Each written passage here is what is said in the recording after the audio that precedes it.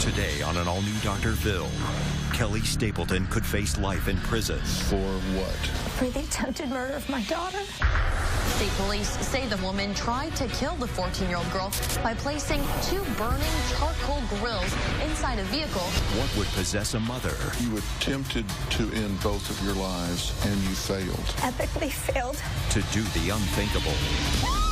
Her aggressive episodes just never stopped. Izzy hit her mom 50 to 100 times a day. Now, in an exclusive jailhouse interview. What were the last words you remember Izzy saying to you? Inside the mind of a mother who attempted murder-suicide. The car is filling up with carbon monoxide. Did you ever think, what the hell am I doing? We were going to go to heaven together. Do you wish you had succeeded?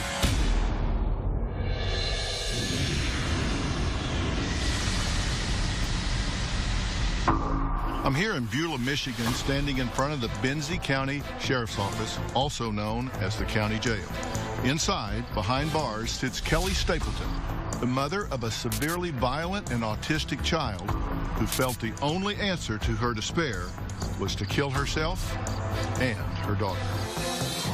A Benzie County woman is facing attempted murder charges for trying to kill herself and her 14-year-old daughter. Kelly Stapleton and her daughter Isabel Stapleton were found inside of a van on Tuesday night and unconscious from carbon monoxide poisoning. State police say the 45-year-old Alberta woman tried to kill the 14-year-old girl by placing 2 burning portable charcoal grills inside a vehicle with the doors and windows closed. Police say that they believe Kelly had somehow convinced her daughter to get inside of the vehicle. There was no indication that the daughter was bound or restrained. All of this unfolding just days after Izzy returned from an autism treatment center. Izzy was put in a medically induced coma. Police say it is possible that Izzy could have permanent brain damage. Kelly Stapleton of Benzie County pleaded guilty to first-degree child abuse. Today's guilty plea means all other charges, including attempted murder, will be dropped.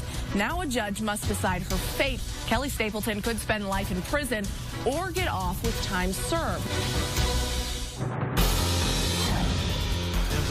In an exclusive interview, Kelly speaks out for the first time about what happened on that fateful day and what led up to it. What really happened to this adoring, devoted mother that made her think that murder-suicide was the only option left? Today, we'll find out the answer to those questions, and hopefully by the end, we will have a better understanding of how a mother, a loving mother, could just snap. Kelly, we're in the county jail right now. Yes, sir. Did you attempt to kill your daughter? I would say no. On September 3rd, we were going to go to heaven together. It wasn't the end, it was the beginning. How did you come to that decision? Isabel, in her aggression, oftentimes targets her sister. And I could not keep Ainsley safe anymore. I just looked at one daughter and looked at the other one, and I just made a decision that Ainsley's just never going to get hit again. This little girl deserves to grow up free of this violence from her sister. I knew I would keep Ainsley safe by leaving with Isabel. When she got up that morning, I said, we're gonna go camping, Izzy, you and I, and we're gonna make s'mores, and we're gonna cuddle. So you get her in your car, and you drive out to a very remote place where you won't be found. What did you have? I had 2 grills, and when she was done eating, there's a bed in the back of this van, and we laid down together, and I closed the doors of the van with the grills inside. I just looked at her, and I said, I love you, Izzy. And I'll see you on the other side in just a little bit. And we went to sleep. I want to take you back to how this all started. A big issue here that built up to this moment is that Izzy is amazingly violent. She attacks people. She was diagnosed with autism at 2. She was about 18 months old, and we first started getting an inkling that we were dealing with autism. We started a home program. We really maximized early intervention. And I remember right before she turned 2, I had this conversation, and I said, well, at least she's not violent. And honestly, the next day, she hit. And of course, the bigger and stronger she got, the worse it was. We never got on top of the behavior. Her aggressive episodes just never stopped. I have some pictures here. This is you with a black eye. How would something like this happen? She doesn't tolerate being told no. She could get really out of control instantaneously, right? Right. And we have an example here.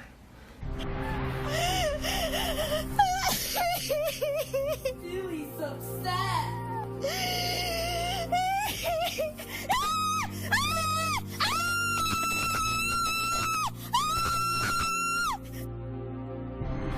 She doesn't do that on purpose. She's so trapped in this aggression. She's just a little girl. She doesn't want to hurt her mom. She doesn't want to hurt her sister. Now, there was one time your husband, Matt, found you unconscious in the car. Yes. Izzy became very heightened when we were driving, and I tried to get home, and we were close, but she was pulling my hair, she was pulling on the steering wheel, and it just was not safe. It's a pretty busy road, and so I pulled over and called Matt. But in the meantime, she knocked you out. She did. How many times were you knocked out? Twice. Just completely unconscious? Yes. Here is a picture in the hospital, actually. What has happened here? She got aggressive with me. I did not have my phone in my pocket, so I couldn't call Matt for help. Ainsley was home, and she heard what was happening, and she called her dad, but by the time he got home, I was unconscious. You were completely unconscious? Yes. Would she stop once you were knocked out, or would she continue to hit you? Matt told me she was still standing over me when he showed up, so I think she continued to hit. You started a blog called The Status Woe.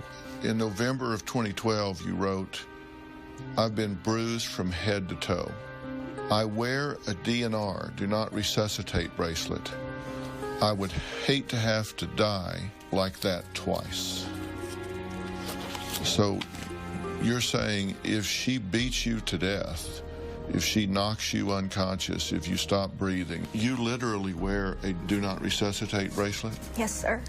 I didn't want some well-meaning first responder to work valiantly to bring me back, only to have this happen again. One day I wore a counter on my pocket, and I kept track of all of the aggressive episodes for that day. I did a little math. She had an aggressive episode, an average of every 6 minutes. December 17th, you said her aggression continues to escalate. February 5th of 2013, "I'm so damn mad at watching my husband, a good man, work hard and never get ahead. He can't keep his family safe, and he can't fix his broken daughter." Were you starting to lose hope? Yes. You say on that same day, "We love our disabled daughter very much, but you should know that living with her is beyond horrific. Screaming tantrums, property destruction, hitting, biting, pulling hair, and kicking." You say, "She is loud and she is scary." Imagine the worst tantrum you've seen from a toddler. Now picture that with a teenager the size of an adult. That is what it looks like for us every day. Did you feel like, although she wouldn't intend to, Did you feel like she would eventually seriously injure or kill you or Ainsley? Coming up. Now, I understand that she was in a coma for 3 days. Tell me about this. I haven't seen that before. We now return to our exclusive interview with the mother who attempted to kill herself and her autistic daughter. I have no reason to think I'm going to survive this. Kelly Stapleton is in the fight of her life, trying to save her daughter from self-destruction and from killing her. Izzy is dangerous. The Stapletons tried everything from medication to pediatric psychiatry. We asked for help for a long time, and we were told ridiculous things like remodel your garage and put her in the garage, put her in foster care. Until finally in January, the family found the Great Lakes Center for Autism Treatment and Research in Portage, a residential facility for children with extreme behavioral problems, willing to take Izzy in. She might have a couple days where she's fine, and when she does have an episode, it's typically going to be a big one.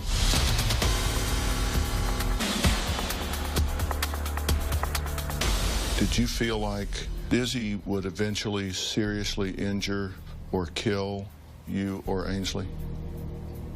Autism became a deadly condition in our house.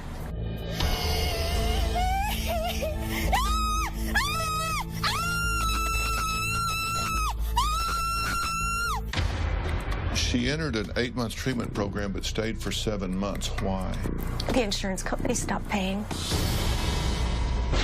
We have a video, and we see that she just jumps up and attacks. This was your life. Here are some pictures of wounds. They look like bite wounds, striking wounds. Tell me about these. That was at the treatment center, and that was one of the specialists that work with Izzy. Isabel had come home. She was on a behavior plan, and we felt like we were on top of this aggression. 4, 5, 6, 7, 8, 9, 10. Good job, Isabel. Izzy wasn't home very long, and we saw the aggression again. She was going to go to the school where her dad is the principal, with her typically developing peers. And I had worked pretty closely with the behaviorist about what school could look like. I really think we came up with a really good plan that would be safe, and she would be able to benefit from a free and appropriate education. We had so much hope. You write of having a heated argument with the teacher and of a meeting the next day at which you learned that Izzy was not going to be allowed to go to the school there. I would like to read what you wrote. You say, so less than a week before school is to start, she is uninvited. I am devastated. My husband is gutted. And then you write, if you work with families, please try to minimize the soul-shattering disappointments you hand out. There are ways to say no without being inhumane. Is all of this what pushed you over the edge? The results of all of those things left me completely devoid of hope that I would ever be able to free her from her aggression. I was the kind of person who woke up in a good mood every day and was overly optimistic. I had no more ideas. I had no more tools in my toolbox. And I could not keep her sister, Ainsley, safe anymore. I just looked at one daughter and looked at the other one, and I just made a decision that Ainsley's just never going to get hit again. Izzy's too big, and it was never okay that she got hit in the first place. This little girl deserves to grow up free of this violence from her sister. So I knew I would keep Ainsley safe by leaving with Isabel. And so you decided what? Coming up. How did you decide that you were going to do it with carbon monoxide? Take me through that moment when you realized, okay, this is it. And later. You know, being here in jail, you are away from all of that turmoil. Has there been any guilty pleasure of relief at not having to deal with it?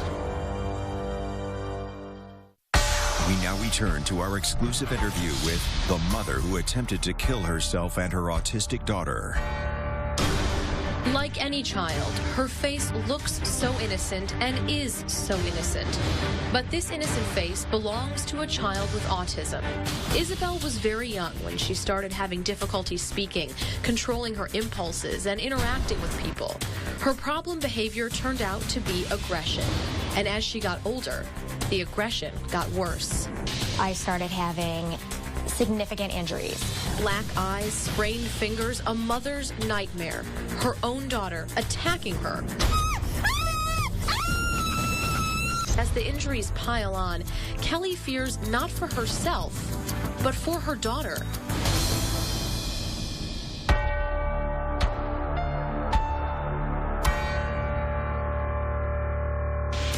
When she got up that morning, September 3rd, I said, we're gonna go camping, Izzy, you and I, and we're gonna make s'mores, and we're gonna cuddle. And she was happy. Who all lived in your house at this point? My husband, my son, Isabel, and Ainsley. And when you left that day, you believed in your heart it was the last time you were going to see any of them. Yes. Did you say any special goodbye to your son? I just told my son how proud I was of him. I just said, be a good man, be a man for others, and I love you. What did you say to Ainsley? I was teasing her a little bit because it was her first day of junior high, and I said, I want to come in and take pictures of you sitting in class. She said, Mom, absolutely not.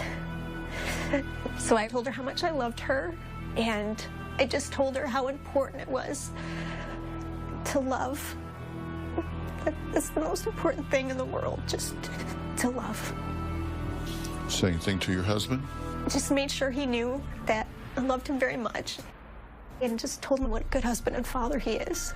So you knew in your heart, you fully believed you were never going to see them again. That's right. So that was goodbye. It was. And Izzy, of course, didn't know, so she had no special goodbyes, right? That's right. Because she didn't know what was ahead. So you get her in your car and you drive out to a very remote place where you won't be found. And you rolled the windows up. Yes. And what did you have? I had 2 grills. How did you decide that you were going to do it with carbon monoxide? I wanted to make the environment rich for Jesus to just come in, for us to just be able to transition to heaven together peacefully. And we got to this very beautiful spot, and it was a September morning. It was crisp, it was beautiful, and she was beautiful. And we made s'mores. I gave her one, and she wanted another one. I said, you bet. I had a whole lunch packed for her, so there were all sorts of snacks and juice. And when she was done eating, there's a bed in the back of this van, and we laid down together, and I closed the doors of the van with the grills inside. Take me through that moment when you realized, okay, this is it. I just looked at her and I said, I love you, Izzy. And I was so happy to know that within the hour we would be in heaven. I couldn't wait. She likes to talk about our pets. Sometimes we make lists of all of our animals that live in heaven. And so when we were laying there, we were talking about our animals, and we would get to see them very soon. God bless Tucker, Vader, Elvis, Stardust. And we went to sleep, nose to nose. You're laying there with her nose to nose, and you're talking about pets, and you're talking about heaven. Who went to sleep first? Was it you, or was it Izzy? We really went to sleep about the same time.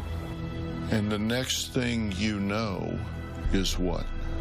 She got up from the bed and went to the front of the van and sat down, and that woke me up. So I followed her and asked her, "What are you doing, Izzy?" And she was snoring, so she was still asleep. And I thought about waking her up to bring her back to the bed, but she was sleeping. And I thought, well, I must hurry and go back to sleep so I can catch up with her. Did you go back and lay down? I did. So she was in the front seat and you were on the mattress. Were you convinced at that time that you were both going to die? We were going to heaven. You didn't think about it as death? I believed that Jesus would come and take us. Were you sad or were you glad? I think I was relieved that it was over. She's just a little girl. She doesn't want to hurt her mom. She doesn't want to hurt her sister. What were the last words you remember Izzy saying to you? I love you, Mommy. Did you have any doubt at that moment? The two of you are in the back of that van. You're on the mattress. The grills are lit. They're burning. The car is filling up with carbon monoxide.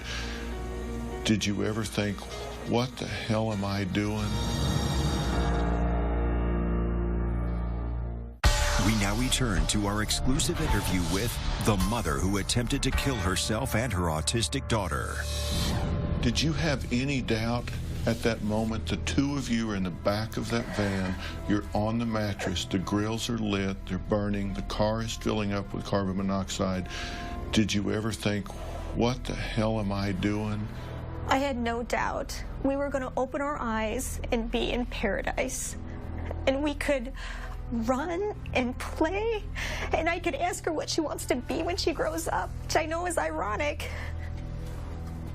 I couldn't wait to talk to her. But did it occur to you that she wasn't going to grow up, that it ended that day, that you took her to the woods to end her life that day? There was no growing up. There was no marriage. There was no career. It was over that day. Because that's not ironic, it's irrational. You're saying you wanted to have those discussions with her, but yet you made the conscious choice to end her life and yours. But I believe in heaven. I believe that there was paradise there. I don't know what it looks like, but I could find out what she wanted to be when she grew up. And if she wanted to be a veterinarian, maybe in heaven she can be a veterinarian. Now, you woke up in the hospital, or did you wake up at the scene? I remember an ambulance ride. Did you know whether Izzy was alive or not? I remember at the hospital somebody saying, "We're taking very good care of Izzy." Now, I understand that she was in a coma for 3 days. And was that a medically induced coma, or was that a coma from the toxins? I do not know. Tell me about this. I haven't seen that before.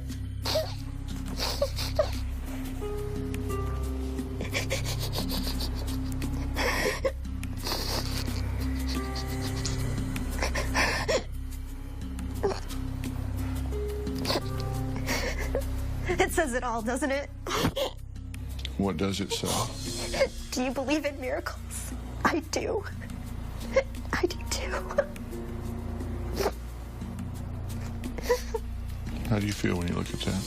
I feel like I should be put in prison for a very long time. When you were in the hospital, did your husband come to see you? I do not know. When was your first conversation with him after this took place? I believe it was not until Christmas morning. Oh, so it was several months? Yes. What did he say? I know this must sound awful, but I don't remember what we said in the conversation. Was he upset with you? I'm sure he was. I'm sure it was very superficial. It was the first time we'd had any contact. I'm sure it was very, hi, how are you? How are the kids? Does it feel like you were trying to murder your daughter? It does not. Was this an evil act on your part? It was not. Misguided, but not evil. We asked for help. It never had to get this bad. And there was just roadblock after roadblock. I lost hope. And she needed to be released from this. Were you also trying to set you free, Ainsley free, everybody free? I knew that this would be a very sad thing for my son and my other daughter and my husband, but they would move on. Ainsley would not get hit on her graduation day. She would not get hit on her wedding day. Matt, who is the hardest working man I know, such a good man, could start saving for retirement, could do things with his son, he could do things with his daughter. They could recoup a little bit of a life. But you're not advocating that every parent out there with an out-of-control teenager, they knock holes in the wall, they do drugs, they scream and fight. You're not advocating that all of those parents to kill their children. I am not. How is that different? You're saying we were out of control, we lost hope, we had no resources, and for all these parents out there that are at their wits' end, an option is to just set everybody free. Does that sound reasonable? It does not. And I would tell them, just, you must find hope. Hold on to it. And although you can't imagine what help is going to look like, that you must wake up every morning and have hope that things will get better. Now, you've had no contact with Izzy. I have not. So you haven't talked to her now in almost a year? That's right. Your last conversation with her was lying on that mattress. Do you want to see her? I do. Have you missed her this year? I have. You know, being here in jail all of this time, you are away from all of that turmoil. You are away from that helpless, hopeless feeling. Has there been any guilty pleasure of relief at not having to deal with it?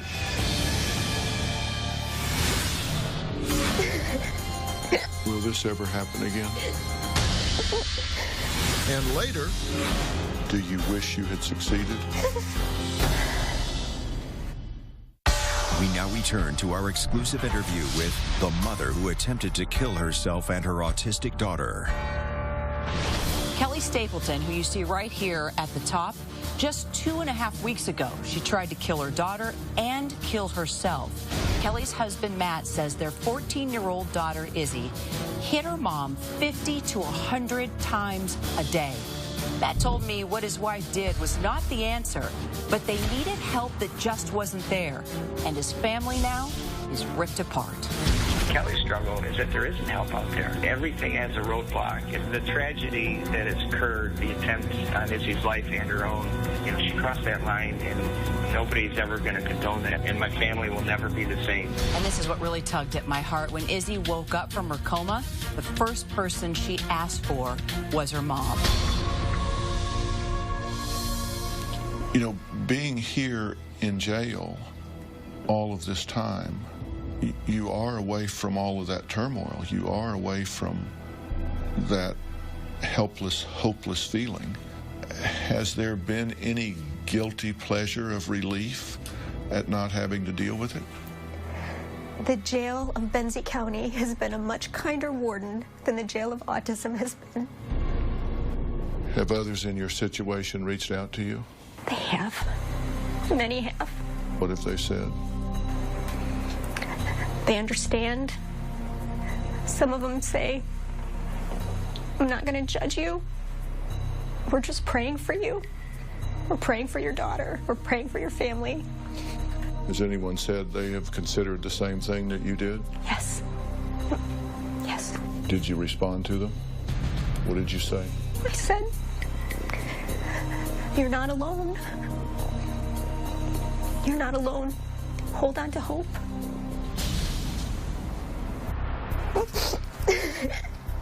Will this ever happen again? I think it's very unlikely.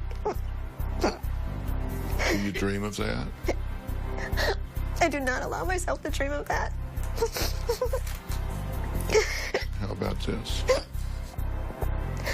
I've got these memories, and they are enough. Have you talked to your other children? I have. They've been to see you? They have not. How did you talk to them? On the phone. Were they happy to hear from you, or were they upset with you? They were happy to hear from me. Is Ainsley mad at you that you tried to kill yourself? I haven't asked her that. I'm sure there's some of that, but I think she's really glad I'm alive. Was she upset that you tried to kill her sister? I'm sure she probably is, but I think she's glad that Izzy's alive too. And what about your son? I'm sure he feels the same way. What did he say when you called him? I love you, Mom.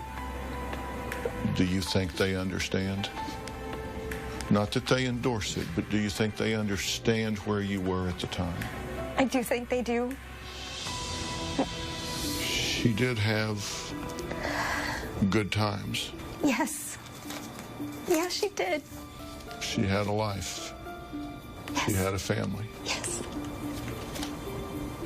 But you're still very much afraid for her, and you're still very much afraid for Ainsley. The events that caused September 3rd to happen are still the same. But you know in your heart that this was not an evil motive. I'm not saying that makes it okay, but I'm saying you say you feel in your heart that you didn't have an evil motive. That's right. Was this a bad choice? Yes. Why?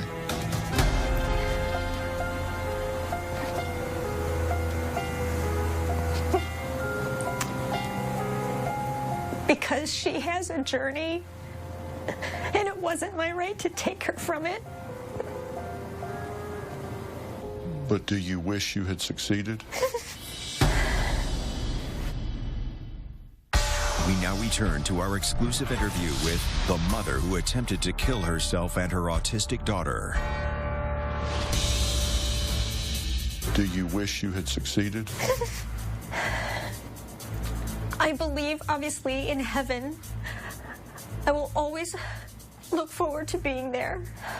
But I'm glad we survived. I'm glad she survived. So you're not sorry that it didn't work. You're okay with the fact that it didn't work, that the both of you woke up. I'm glad we're here. You attempted to end both of your lives, and you failed. Epically failed.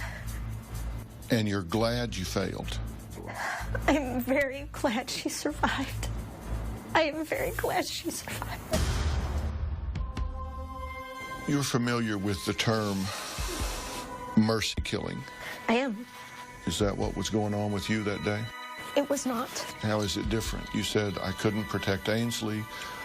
I couldn't protect Izzy. I couldn't control her myself. I was afraid of what was going to happen to her, that she was going to have a horrible life and disaster. Izzy and I were going together. We were just moving to a different zip code. We were moving to a better neighborhood. Will that sound crazy to people? It might. Given the opportunity, would you make another attempt? No. No, I would not. But you say it wasn't killing, it was just moving to a better existence on another plane. My perspective is different today. How so? She has so much to offer. this planet, this place. Well, how do you see that now, but you didn't see it a year ago? Being in the midst of it versus being away from it. Did you want to hurt your daughter, or did you want to help her? I wanted to help her. There was no way to fix it. We'd been down every avenue for help. We were just going to transcend this whole problem. It was an escape plan. It was an escape plan. Will you see her again? I don't know. I hope so. Do you need help to sort all of this out in your mind? Do you need help to gain clarity? I think that I've had a pretty normal reaction to a really horrifically abnormal situation. I do. So you think attempting to end your life and that of your daughter was a normal reaction to a horrific situation? I think so. Well, Matt is now taking care of the family. Yes, he is. He's got the 3 children there. Horrific situation. If he becomes overwhelmed, does it make sense for him to end it all? It does not. Would you want that to happen? If he just says, look, it's not getting any better, Ainsley can't escape, I can't protect either one of them. No, I would from not. Her. I would not want that to happen to him. No, not at all.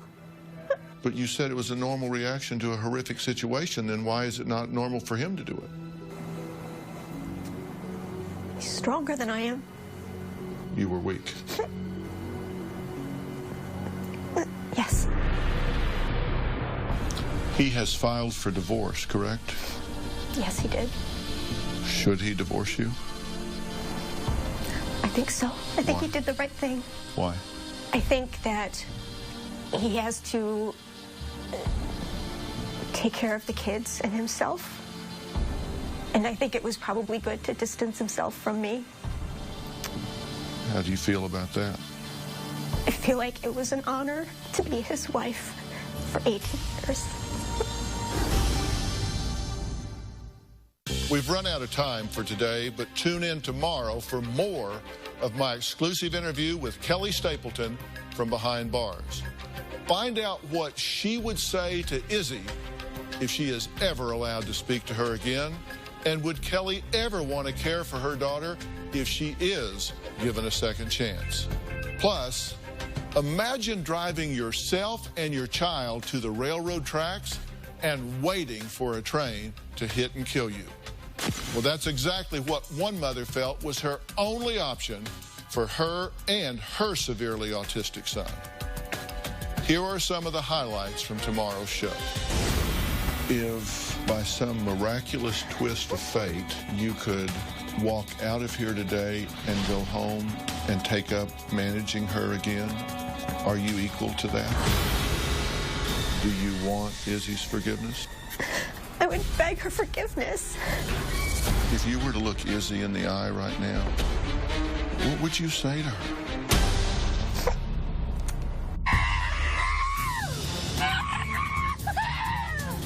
He pushed me down the flight of stairs once. I would get bloody lips, broken bones. The truth is, you have seriously contemplated killing yourself and your son. Yes. I want to thank Kelly Stapleton for sitting down with me and telling her side of the story. I also want to thank the Benzie County Sheriff's Department, especially Lieutenant Conquest and his staff, for accommodating this interview for us today. If you are a parent who's pushed to your limits, please, please continue to ask for help. For more information on today's show, go to drphil.com. We'll see you next time.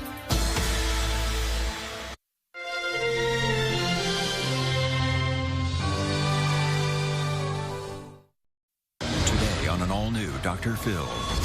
This was one of the most desperate human beings I had ever talked to. Kelly Stapleton was charged with trying to kill her autistic daughter. You attempted to end both of your lives, and you failed. Epically failed. She claims her daughter's violent fits put her family in danger. Her daughter gets agitated easily. Izzy's aggression was so severe that Kelly suffered brain injuries. She gave her black eyes, a fractured cheek. She would knock her unconscious and then continue to beat her. She was terrified Izzy would kill her. Plus, do you believe your son can kill you? I know he can. Another desperate mom's confession. I was going to drive head-on into the train. You have contemplated killing yourself and your son.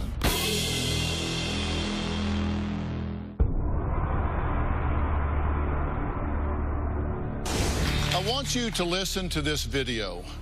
Sobbing followed by horrific screams. Billy's upset.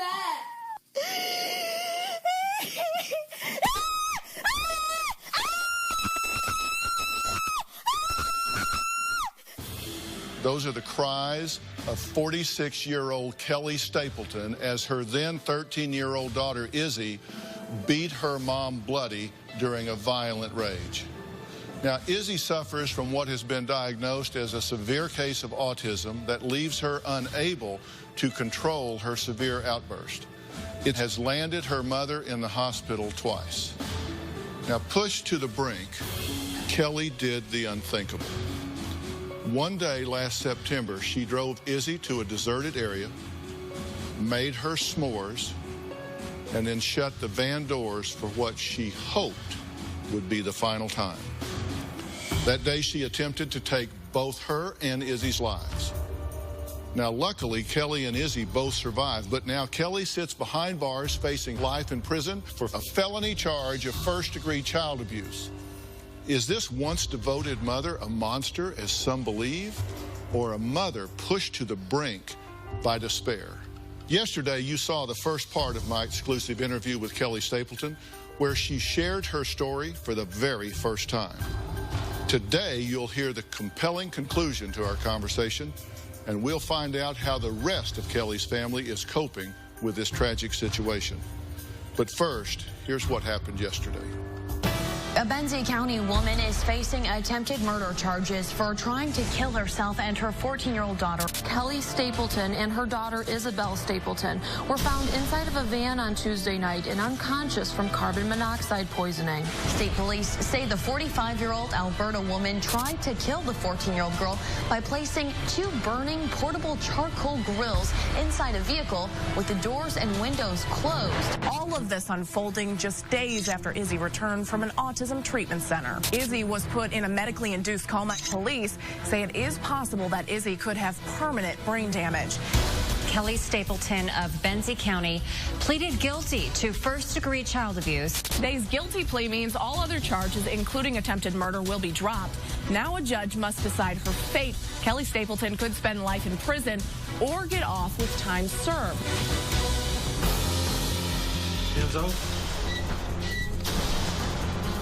Kelly, we're in the county jail right now. Yes, sir. Did you attempt to kill your daughter? I would say no. We were going to go to heaven together. Isabel, in her aggression, oftentimes targets her sister. I could not keep Ainsley safe anymore. How did you decide that you were going to do it with carbon monoxide? I wanted Izzy and I to be able to go to sleep, for Jesus to just come in. You get her in your car and you drive out to a very remote place. Did she have any idea what was happening? I said, we're gonna go camping and we're gonna make s'mores and we're gonna cuddle. She was happy. There's a bed in the back of this van. We laid down together. We closed the doors of the van with the grills inside, and we went to sleep, nose to nose. What were the last words you remember Izzy saying to you? I love you, Mommy. Tell me about this. I haven't seen that before. Have you missed her this year? I have. You attempted to end both of your lives, and you failed. Epically failed. And you're glad you failed. You're glad you're alive. You're glad she's alive. Yes. Why?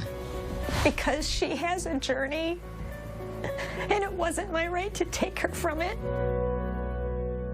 Well, an hour wasn't enough to cover all of the important things that Kelly talked about during our exclusive interview. I still had two burning questions that I had to ask Kelly before our very candid conversation was over. Take a look. Do you want to see her? I do. Have you missed her this year? I have. If by some miraculous twist of fate you could walk out of here today and go home and take up managing her again, are you equal to that? I would not. I would not. Why not? I just cannot do it. I can't watch her suffer. I can't watch the aggression. I can't be afraid for life every moment. I cannot do it. If you were to look Izzy in the eye right now, what would you say to her? That it was always about love. It was always about love.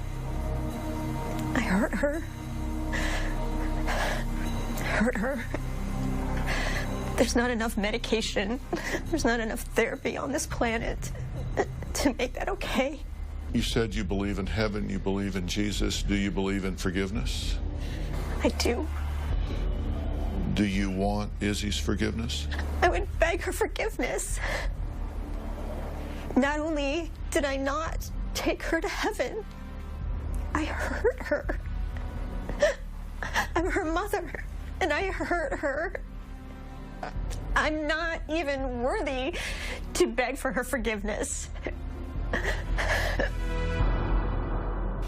Today we'll see the footage of Izzy when she first got out of the hospital. Plus, how are things going at the Stapleton house now that Kelly is gone and no longer there to take the brunt of Izzy's violence? We'll also talk to another mother who knows Kelly's pain. But before we do that, I want to talk to two of Kelly's best friends, Marlo and Vicky. Take a look as they tell the difficulties they saw Kelly go through. Izzy's autism manifests itself in the sense of aggressive behaviors. She has a difficult time communicating her wants and her needs. Izzy gets agitated easily, and she's very impatient. It's uncomfortable to be around her. One day I called Kelly and she was in the hospital. She said that she was waiting for a scan of her face to make sure that her cheek wasn't broken because Izzy had attacked her. That's when I started to really realize that something was seriously going on with Kelly and Izzy. Kelly couldn't be alone with Izzy. One time she was pushed down the stairs when she wouldn't give in to a demand that Izzy had. She was knocked unconscious. Kelly had to call the police. Izzy's aggression was so severe that Kelly suffered 3 traumatic brain injuries. Kelly was terrorized. Izzy was constantly hitting Kelly in the head, and Kelly was beginning to suffer things such as memory loss. She couldn't find her words sometimes. Everybody was concerned. I'm not sure who else could have gone as long as she did with the behaviors that Izzy had.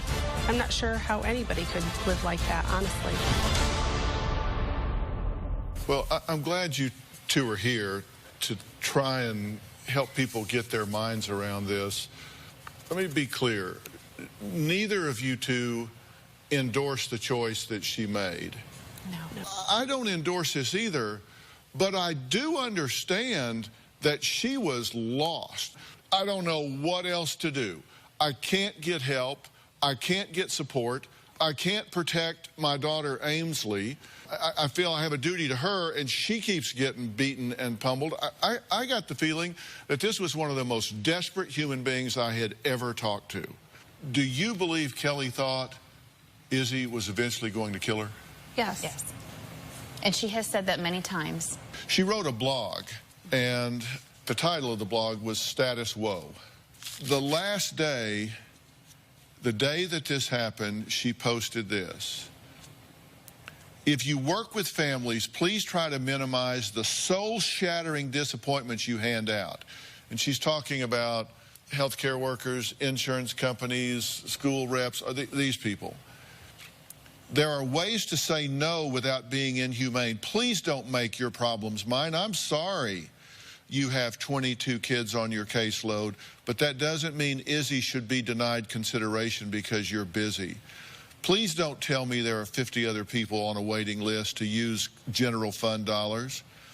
Please don't tell me when I found the perfect staff that Medicaid will only reimburse a portion of it. At least let me believe you're trying to figure it out. It's my job to try to do the best for my daughter. It's your job to be professional and help me do mine, and only one of us is getting paid.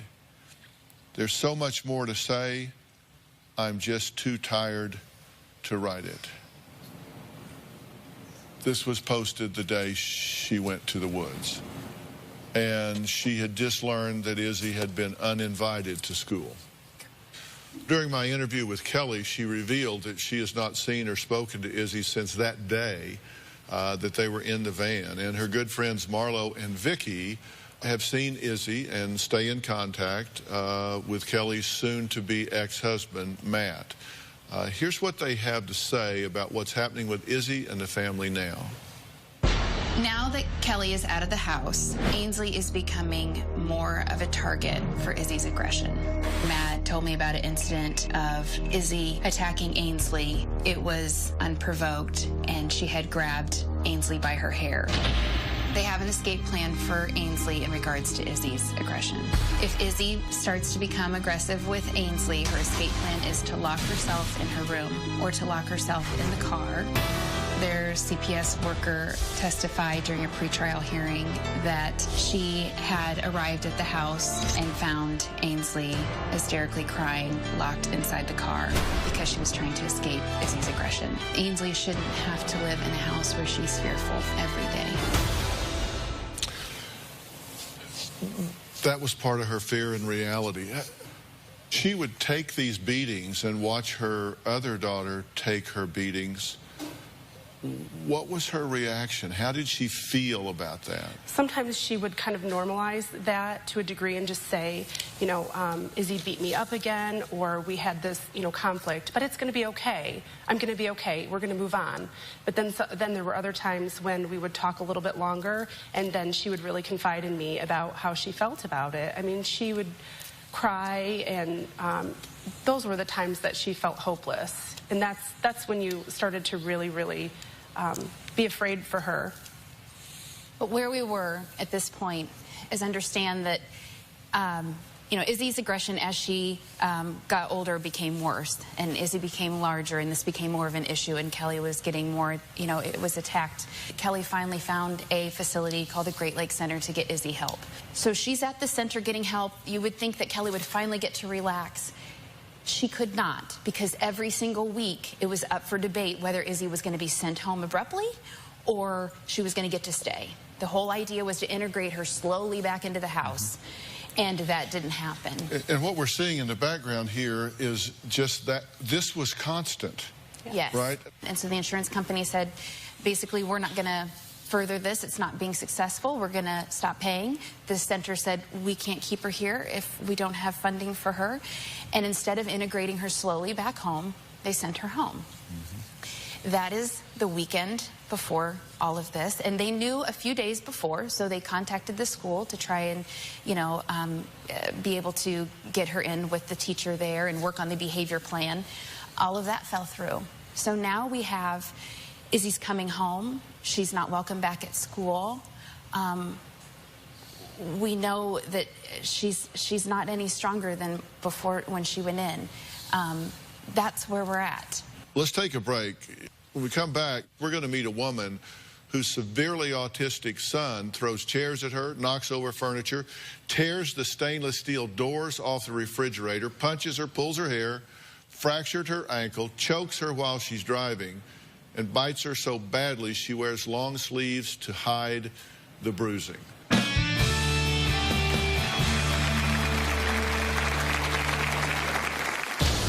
When he rages out, it's horrible, and that's when I'm scared. I know my son could kill me. You know, being here in jail, you are away from all of that turmoil. Has there been any guilty pleasure of relief at not having to deal with it?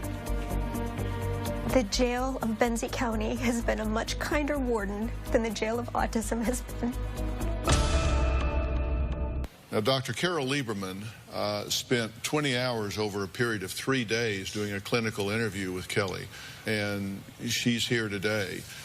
Dr. Lieberman, I think everybody does want to understand what her mental state and condition was at the time. What can you say about that? Well, you know, what's important to realize is that Izzy was diagnosed when she was 2 years old.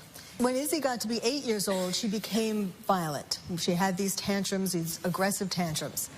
And the bigger Izzy got, the more violent these tantrums were. And she gave her black eyes, she gave her a fractured cheek, nose, she was hitting her in the head all the time, kicking her in the abdomen all the time.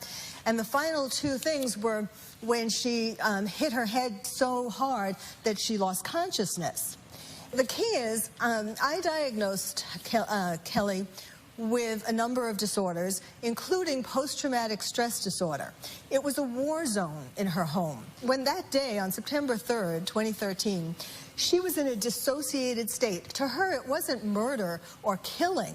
She was, in her mind, taking her to heaven. She was accompanying her to heaven.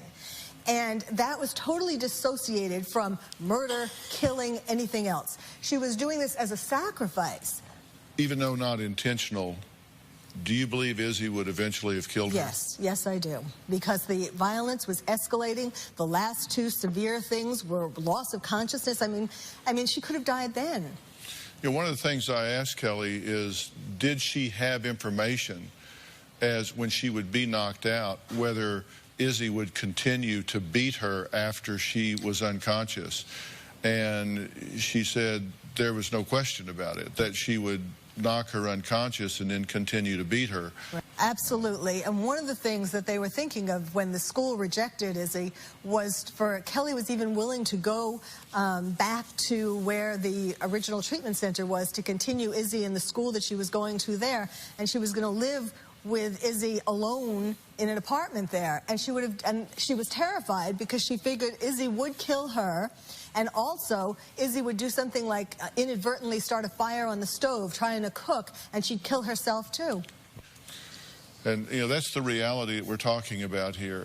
Now, my next guest lost her husband in a freak car accident, and then 4 months later, another bombshell was dropped. Take a look. Preston was my first child. I fell in love, but I felt something was not right. I took him to a pediatric neurologist to get tested. It came back that he definitely had autism. As far as I can remember, Preston was aggressive. Even as a baby, he would scratch my face or pinch me. The older he got, the aggression got worse. There was a time that Preston hit me. He punched me so hard that it knocked the wind out of me, and it left a huge bruise. He would just open palm, slap me across the face. Don't hit me! He pushed me down the flight of stairs once. I would get bloody lips, broken bones. I've had a black eye. He's fractured my ankle. He's damaged everything. The furniture, the walls. When he rages out, it's horrible. I think he could beat me to a bloody pulp. No. I know my son could kill me. I love my son, Preston, more than anything in this world. But I'm afraid of my son, and I can no longer care for him. Lisa, I'm glad to meet you. I'm sorry for the circumstance that we're talking about here. Your son is extremely violent. Yes. Do you believe that he can kill you? I know he can. He's been violent for a long time. He's strong. His hits turn into huge welts and bruises and fractures, and shoved me down the stairs. It's scary. The chokes, his little hands, his hands got bigger. Everything's harder. The aggression has always been there, but now it's worse.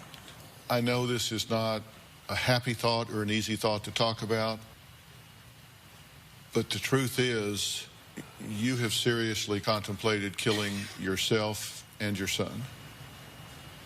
Yes, I have.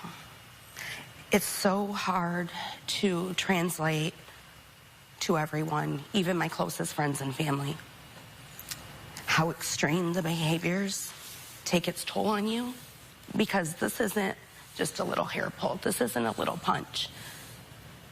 These are hard pulls, grabbing fists of hair, punches, shoves, breaking things in your house. You're afraid that a spoon or a bowl could be a weapon. It is a weapon, but could that weapon be used on me? We use plastic, so it's hard. And day after day after day, minute after minute after minute of not knowing when those behaviors are going to come, and you are the target. Emotionally, psychologically, it's tough. This is your child. Your child. This is my only child. Let's take a break for a minute. I mean, hopelessness has set in for Lisa, much like we've talked about with regard to Kelly. What has she contemplated in her mind? How would she do it? Has she gone to that point? We're going to talk about that escape plan and the horror she and her son have been living in when we come back.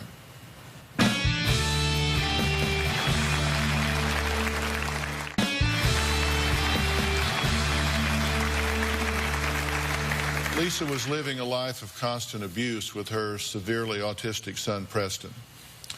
Much like we've talked about with Kelly and Izzy, Preston beat her, choked her, broke her bones, and posed a constant danger for others. Now, Lisa spent everything she had, over $250,000, trying to help him, but frankly, life just never got better. So she devised an escape plan that she thought would be an option to end all the pain. Preston loves trains. Preston likes to go for car rides so many times at night. I just had this vision that I would take him for a car ride at night and just end it. Just end the pain and suffering. I would wait for the train, and when I saw it, I was going to drive head on into the train, and I was going to kill myself and my son. So I did go to the train tracks, and I sat there with tears going down my face, and my son was happy, flapping his hands, and the train was gone, and I didn't do it. We went home. Preston finally was accepted to go into a treatment facility, so he's still currently there. I feel like I sent him away. I feel like a bad mom for that. No one can understand the guilt that I have, but if Preston were still home, we would both be dead. I couldn't do one more day, one more hour, or one more minute. I wouldn't just go into... I was in my head at those train tracks. I couldn't do it anymore. I could not do it anymore. We wouldn't be here. Sometimes I still feel like I wish we were just dead, because it's just hard.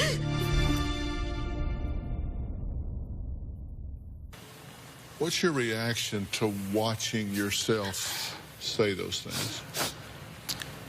Who says that? What kind of parent says that about their child? Would you have ever thought or fathomed that you as a mother could actually contemplate killing your child? No, never. I'm a normal person. I had hopes and dreams for my son when he was born. I can't wait to hear "I love you, Mommy," and it never happened. And the mom that I thought I was going to be never happened, and the son that I thought was going to be was never there. Did I think that I would ever say those words or even contemplate it? Of course not. Who would think that? So I assume you weren't shocked when you heard what had happened with Kelly. I was shocked, but it only took 10 minutes for me to, I suppose, come out of shock and say, eventually, if she hadn't, maybe Izzy was going to kill her. And I understood right away. I knew. And I felt really lost and frustrated and angry, never at Kelly, but at the system. You know, Kelly made a comment, the jail of Benzie County is better than the jail of autism. I believe it. I know it. I mean, I've never been to jail, but of course we're in contact and we talk about that often, how jail is better than the day-to-day struggle of autism. Sleep, food, water. No beatings. No beatings. Yeah. No extreme violence by your child. What I want people to do is try to understand the mindset. It is not a rational decision. It is not something that I want you to contemplate. It's not something I want you to do, because there is always that next option, that next alternative, that hope being around the corner. Ending the life of your child, even if you sacrifice yourself in the same act, is just simply not an option. That's just not something that you have the right to do. But that doesn't mean you have to stay in the situation you're in. When we come back, we're going to look at exclusive footage of Izzy after she was released from the hospital, plus how Kelly's husband, Matt, is coping now that he is the only parent in the home with Izzy and the other children.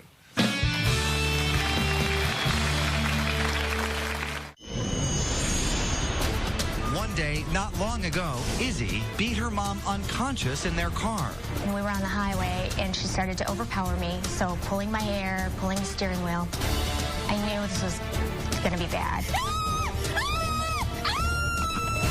But it was after an even more violent attack that Kelly recorded in a desperate attempt to get help from her local community mental health that she finally reached her breaking point. I was screaming to my local CMH, without exaggeration, that I needed help. Andy Dominiani, anchor, reporter for WWMT, CBS affiliate for West Michigan, has followed this story since day one. Now, Andy was able to interview Izzy along with her father, Matt, the day she got out of the hospital. Take a look. In a coma for several days, by Friday, the prognosis was grim. If Izzy lived, she would have severe brain damage. But then, by some miracle, everything changed. Izzy began breathing on her own. Then she simply opened her eyes and started talking. She said, tube out. And then Matt came immediately to her bedside and she said, you know, Daddy, tube out. So it was like she was gone and then she was just back. We prayed every day and thank God that she came out, pulled through her coma, and now she's doing fantastic. Alicia, Brian, Davis. Within 2 weeks, Izzy was home again. The brain damage caused by carbon monoxide affecting her balance and motor skills, but improving every day. And it's a wonder she's come so far, so fast. When we first met Izzy, she was prone to violent outbursts.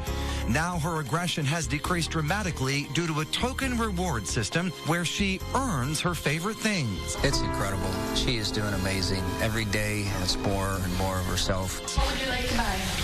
iPad ticket. You go back 10 months and it's a whole different kid.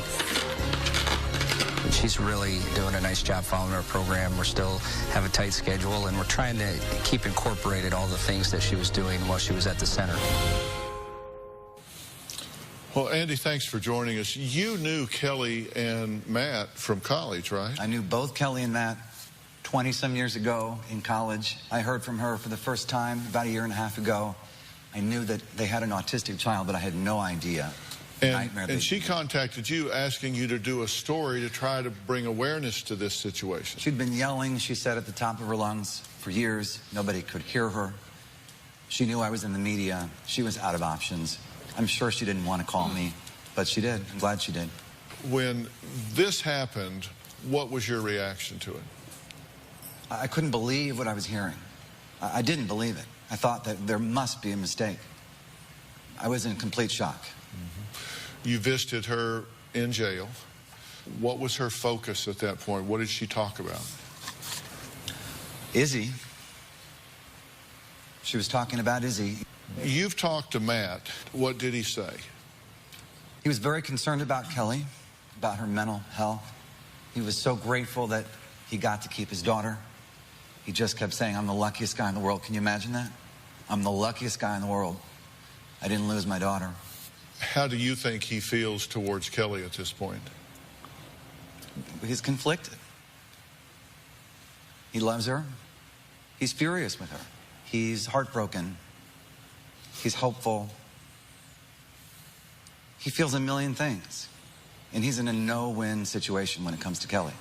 So what does the future hold? Well, we're going to talk about what the future holds for Izzy, and also we're going to share with you what Matt had to say to us.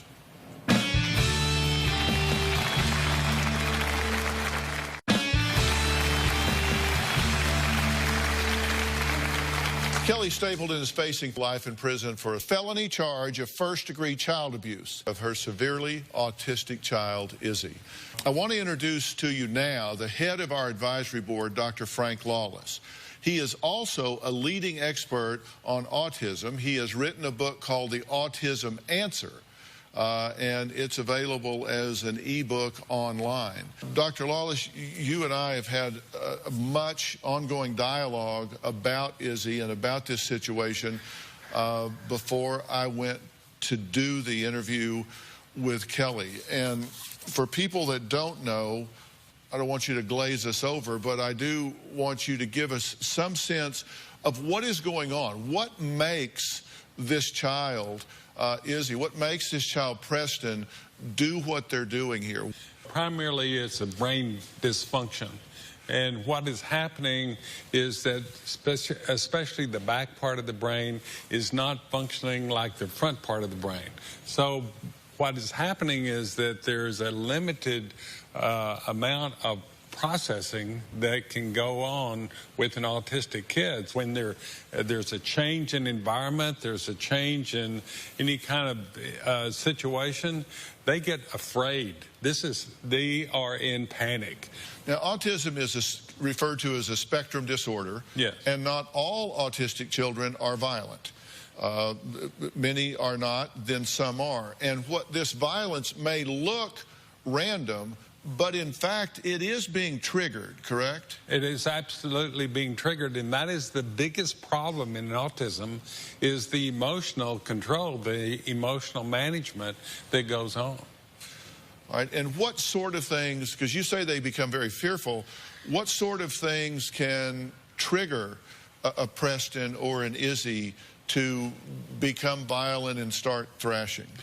Well, it can be a lot of things. For example, it can be a food allergy that can come on. It can be basically a change in the environment. It can be a confrontation that might even be very mild, but will basically trigger this frantic explosion of resolve. And once this aggressive explosion stops, they do not have the ability to pump the brakes. They don't have the ability to soothe themselves and quiet themselves down.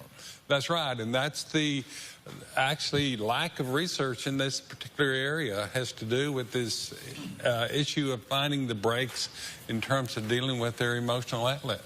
Dr. Lawless never even asked us to so much as mention his books, but because this is such a specialized area, the Autism Answer focuses on what parents can and need to know and do in managing an autistic child, wherever on the spectrum they are, whether they're violent or whether they're higher functioning, whatever it might be. Absolutely, and the idea is that this is my quest, is to basically try to educate the parents what they can do at the home. Right. My plan for the family when we come back.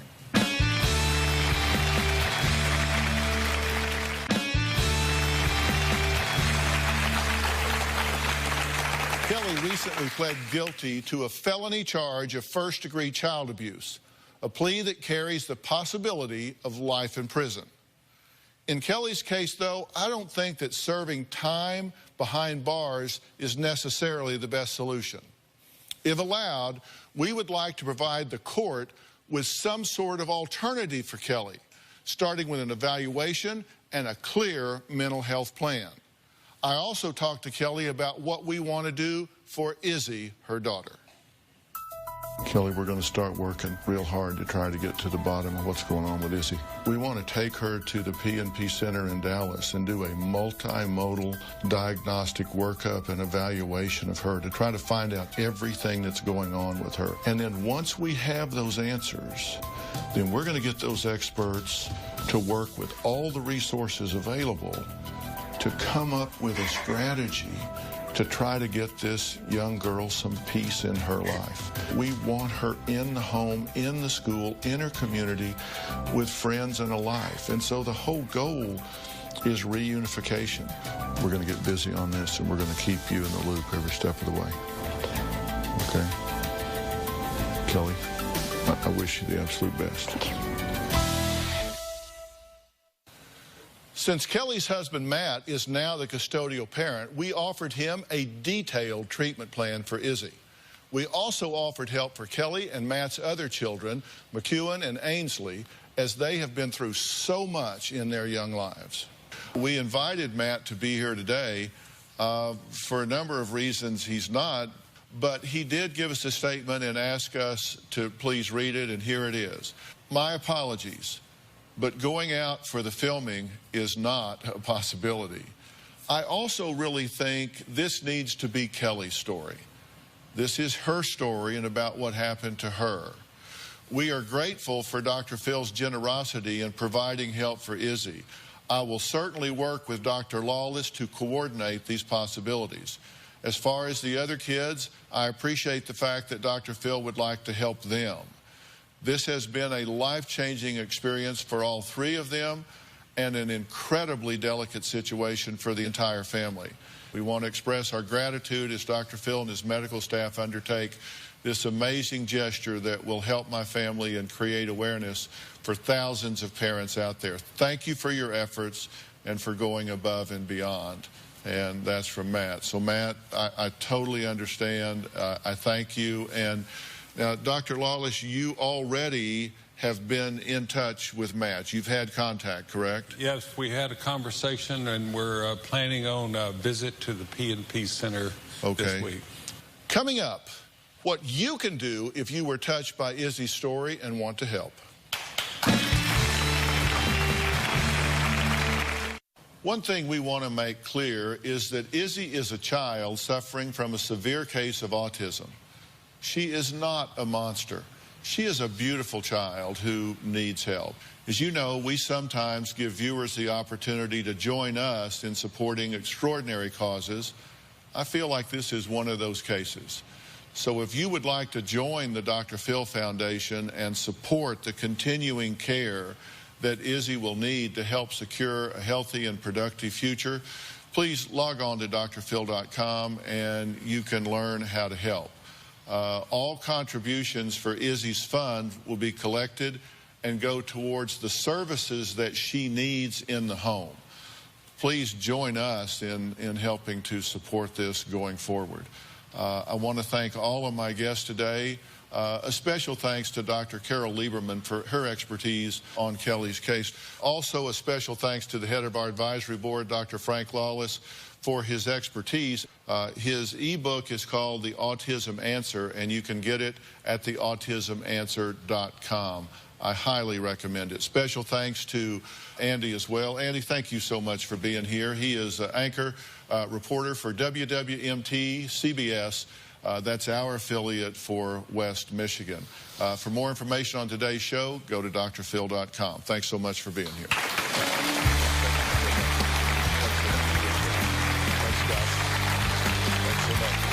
Thank you. Really appreciate it. Thanks so much. Thanks, guys.